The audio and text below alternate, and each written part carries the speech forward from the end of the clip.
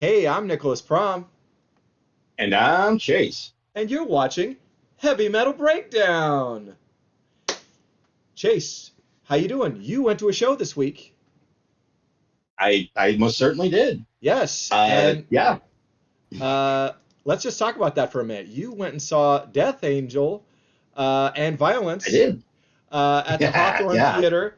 You met up with our old pal Zach, right?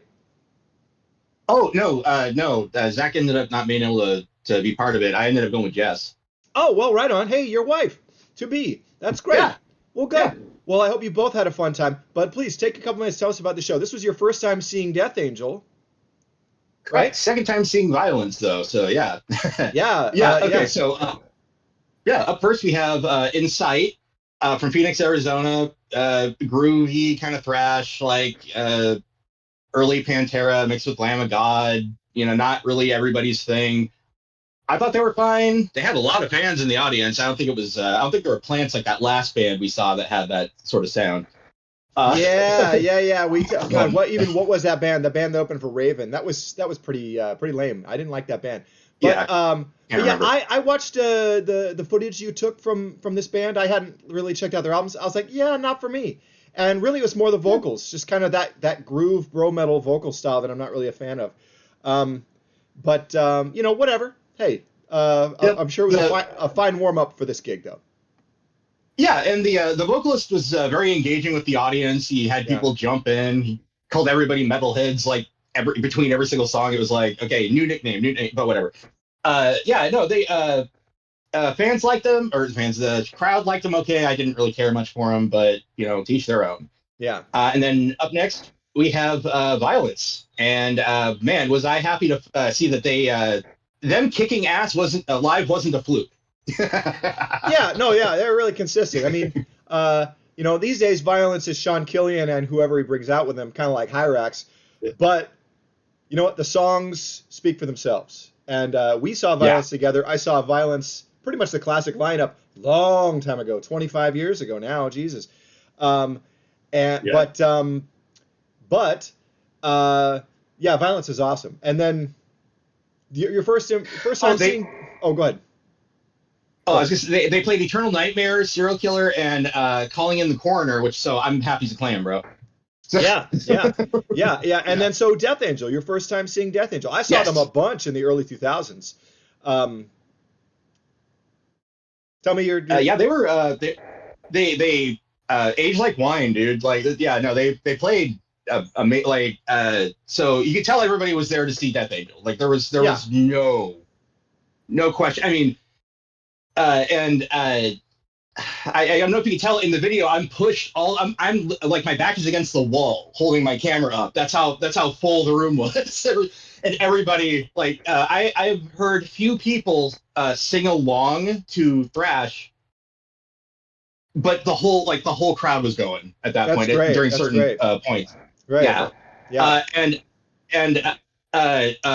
personal thank you to the Hawthorne Theater for having two water stations because boy, it was like 105 degrees there. We needed it. Sure. Yeah. Uh, Well, good. and Yeah. and they played Act Three its entirety, which is awesome.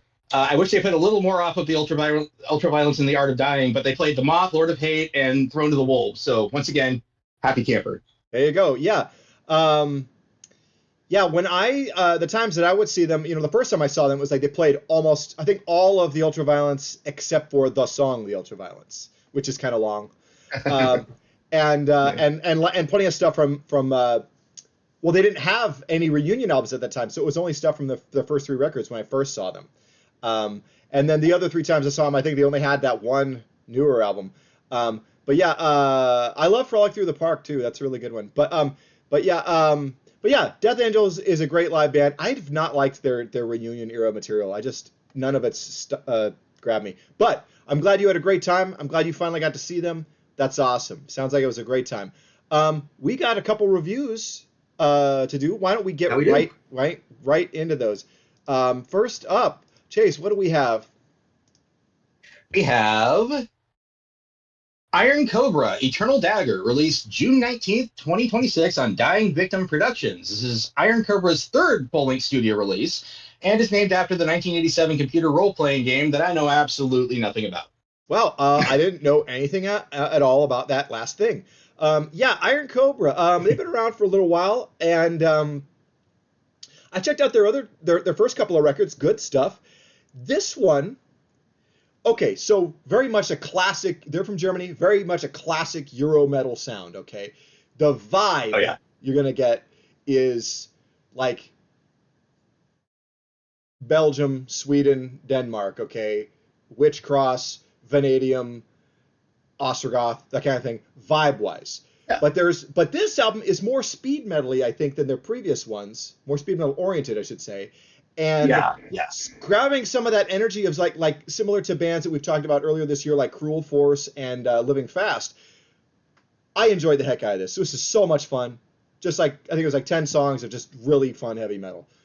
Why don't you take the ball, please? Okay. It's you described the vibe perfectly, but like content wise, it's heavy metal with like a bit more on the speed side than heavy, and it is like it's like every fantasy topic you can think of they threw in there: video games, tabletop, comic books, movie references, a little bit of weeaboo celebration in there with Shibuya Nights. Like if you're a nerd, there's something here for you. Oh, okay. Yeah. This was a very pleasant listen. Yeah, about 10 tracks or so, and doesn't outstay its welcome. You're not yearning for more. It's right there, right where it needs to be. Yeah, it's just right. And this is just a tasty slab of heavy metal and very satisfying. Really enjoyable, fun the whole time. No dud songs. Some favorites from me. Fliehen. I don't know what that word is or what that means, but I like that song. Shibuya Nights I really like. Silver Strings and Iron Wings, that's a great, fun thing. The title track, Eternal Dagger. Unchained and Untamed, again, what a great... That title just sings, I just love that. And really liked the album closer, Mountains of Madness, which was a little slower than some of the other stuff on the record, but I really liked it. I think this is just overall really very tasty, enjoyable traditional heavy metal. Same with all the highlights, except I really like the opening track, Forbidden Fruits. Yeah. It was pretty damn good. Yeah. Geez, man. Yeah, no, this was I don't know if it's contender for the top 10, but it's pretty close. If it's not in the top 10, it's I'll be listening to this again later in the week. I guarantee it. Yeah, this is one of the more enjoyable releases that we've reviewed this year. So we'll see how things shake out as the year progresses. Big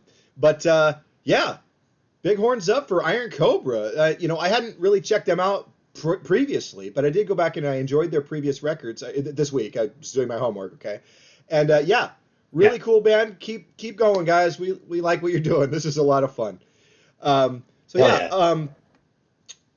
Why don't we then cruise on into our next segment, Chase's Classic Album? And what do we have this time? Oh, man. This week on Chase's Classic Album, we have Megadeth, Rust in Peace, released September 24th, 1990 on Capitol Records. This is Megadeth's fourth full-length studio album and their first album with Marty Friedman and Nick Menza. That's right. And let me tell you, okay. This is probably okay. I have so many thoughts. Okay, because this album is a big one. Okay, and honestly, for my money, this is like the Megadeth album. Okay, it's the one to care about. This is the one, baby. Okay, it's just it. Excuse me.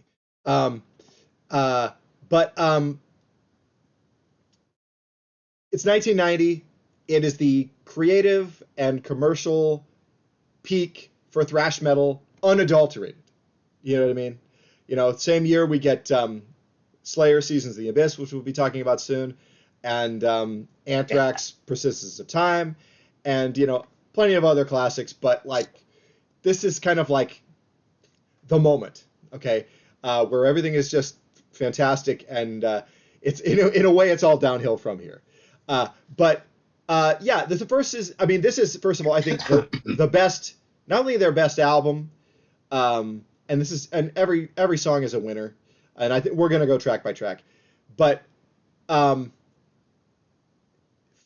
Megadeth have like a solid lineup and a couple of guys who aren't junkies, and and this is the best lineup of Megadeth. Do I wish there were several more albums just like this one? Yes, but yeah, as far as musicianship and creativity, songwriting, everything, this is the one. And so I love this album. It's great. Why don't we just get into the songs? Or actually, you go with some of your thoughts. I have just been John. Oh, General thoughts on the album. First off, I'll say second Ed Repka cover for Megadeth there, and my favorite of theirs. A lot of people like the other one, but I like this one. I just like how Gorbachev seems to be the only one who's sitting there going like, "Is that a fucking alien?" Everybody else like HW looks like he's waiting for a sermon to start. Yeah, sure. Yeah. Great Ed Repka art. Love that. Yeah. And yeah, no, this album definitely. God, I remember. Okay, so when Guitar Hero 2 came out, they had a track on there. They had Hangar 18, which I ended up being able to parlay that one track on that video game into a whole house full of guys my age. Just being all about Metallica, Megadeth, Slayer. So stepping stones. There we go. That's a start. Yeah. I think those games really helped bring a lot of like new people into the fold as far as liking like rock and metal. So yay. Oh, totally. Yeah. But yeah, if you want to go track by track, let's do that. Yeah. Okay. Yeah. So we start out opener. Sorry, Holy Wars, The Punishment 2. I mean, fantastic. This is like Megadeth at their most topical, and also not. These takes are not controversial. You know what I mean? And they have not become cringeworthy over time. It's kind of nice on this record. We're kind of this album really is the sweet spot for their whole career. But yeah, Holy Wars, The Punishment 2, beautiful, great, fantastic. Yeah. I mean, I've got all these superlatives to say about that song. It rules. And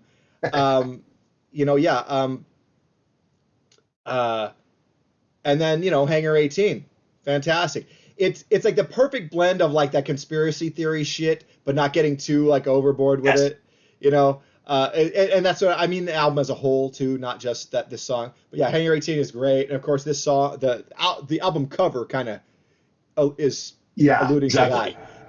And also the video for this song is really fun too, if you've never seen it. But yeah, love Hangar 18. Hangar 18's always been great. And it's like this album is just full of bangers. Okay, Take No Prisoners, which is an anti-war, anti-military industrialist song, military industrial complex song, anti the U.S. empire kind of song, and I'm like, right on. I wish you had not stopped thinking this way, Dave. But yeah, Take No Prisoners is great. And probably my favorite song on the album, I've always liked it. And then we get into Five Magics, which again, wow, okay, one of their rare like supernatural or culty kind of songs, and I think honestly one of the last ones. But great, I love it. Oh, the best one. Yeah, too. I mean, and honestly, it's like, okay, we got like, it's a Megadeth song about wizards. Okay, shut up and take my money. A thrash metal wizard song? Yes.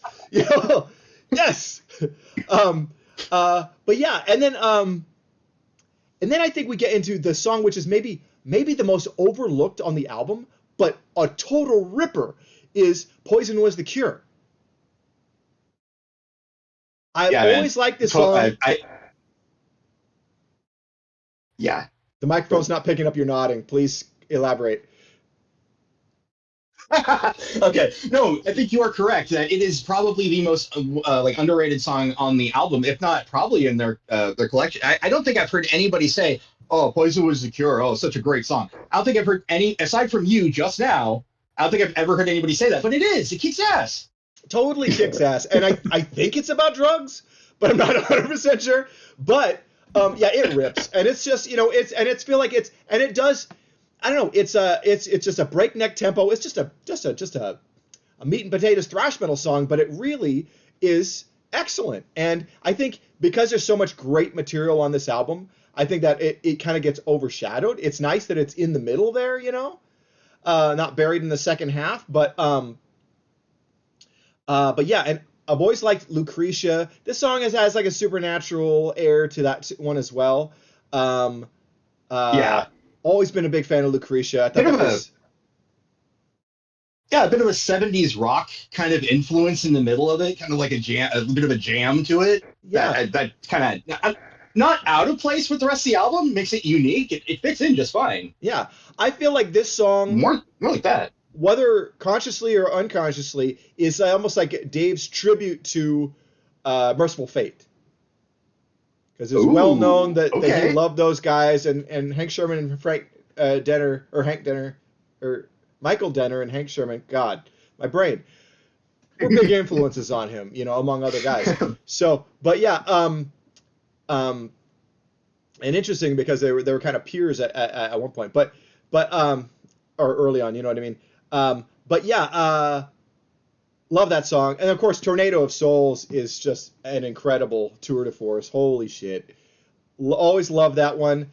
And it's here's the thing. This is one of the songs where I think we've talked about how when Dave starts talking about his feelings, it's always kind of cringy. This is a one that works, and the emotional whatever.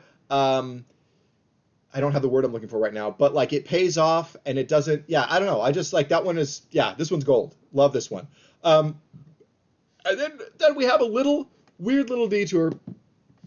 Dawn Patrol, which has always been I've never disliked this song, but it's always been just wait, this is an odd thing here, but it's just a 2 minutes or so little thing, and it's about life after environmental collapse or nuclear war or whatever. Okay, and it's an interesting.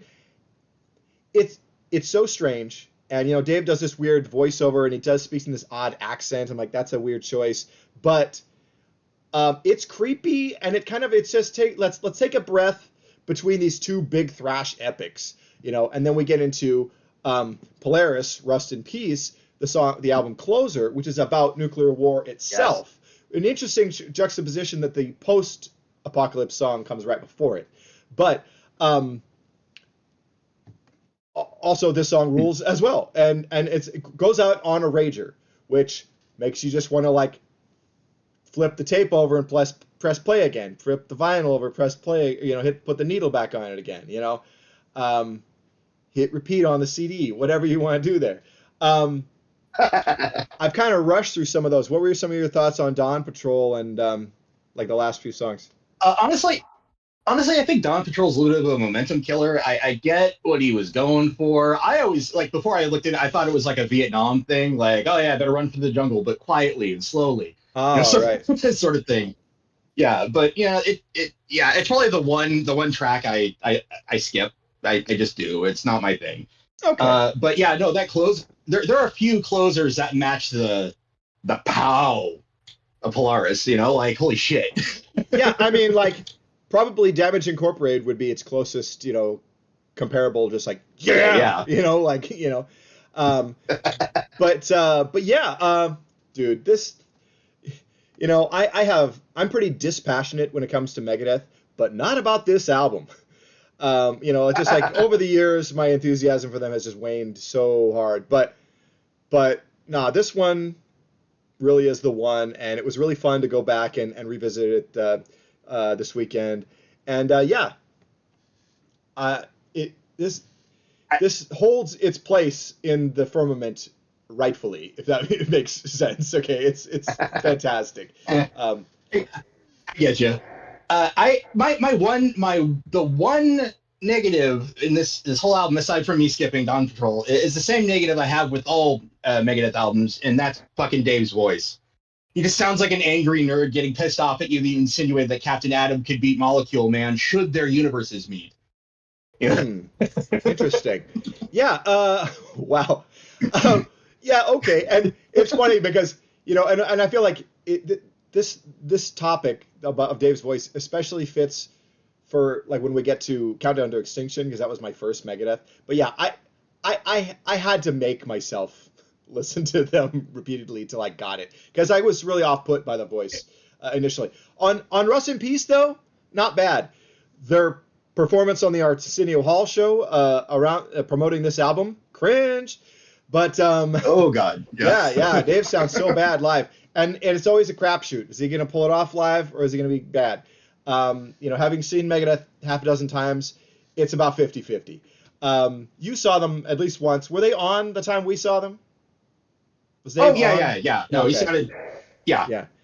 But his vocal style, it's like it's always going to be hit or miss in a live setting, and it's a miracle that they have managed to be as big as they are, considering that fact. But I do love this album. This really is the one, and yeah, me. This is me, and all as positive as I can be about Megadeth. It's all here on Rust in Peace. If we're good, are you good on this album? Are we good? Yeah. Okay. Let's talk about a few upcoming shows, and then we'll wrap. Let's see. Coming up pretty soon, right? Friday, June 26th, it's a triple speed and thrash metal threat of Solicitor, Grave Ripper, and Soul Grinder at the High Watermark. I know you're going to be going to that. That's going to be dope. I can't wait to hear about it. I have to work, sadly. A show I will most definitely be at. It will be Action Metal Movie Night on Saturday, July 4th. Local NASCAR-themed speed metalers, I Am the Intimidator, will be headlining, along with Seattle heavy metal overlords Skeletor, and two Portland thrash acts, Arcana, all female, and the debut show of Imperiosis, which sports members of Memorialist and Atomic Terror. So that should be a fun time. Going to be enjoying that. And, of course, they'll be playing two clips of Chuck Norris kicking ass on the big screen. So, and then let's see, July 11th, Alienator, America's Greatest Hardcore Band, will be having an EP release show at the Blackwater with support from the Wasted Strike, Social Ills, and Dry Heave. That's going to be great. I got to miss that too, but because having a job is a thing. But see, Wednesday, July 29th, I don't know if I can make this one, but I might try. It's a big thrash metal show at the Blackwater. It's Battle Cattle, Blood Rot, and Violent Insurrection, and one other band whose name I can't read. So sorry, but that should be cool. It's only $10, so get out and enjoy some heavy metal, dude. Man, let's see.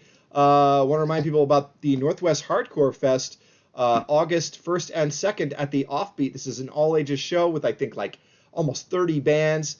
This is going to be killer. Damn. There's a lot of great hardcore acts, a bunch of bands that I know and like, and I think that's going to be a neat time for sure. Got a great hardcore scene here in Portland, man. Support it. And then I want to remind people, of course, about the Soldiers of Steel Festival happening in August the 13th through the 16th at the Substation. 4 days of heavy metal. Headliners include Sanctuary, Liege Lord, Sacred Blade, Hell Witch, Saint, and the Accused AD, alongside like a couple dozen other great classic style heavy metal bands, power metal, speed metal, thrash, and traditional. It's going to be a great time. Be there. Go to soldiersofsteel.com and get your tickets, baby. All right. I think that's going to be our show for today. Chase, would you hit us with the sign-off, please? Sure. Thanks for watching Heavy Metal Breakdown. Like, comment, subscribe, and remember, take no prisoners, take no shit. Thanks for watching, everybody. Good night.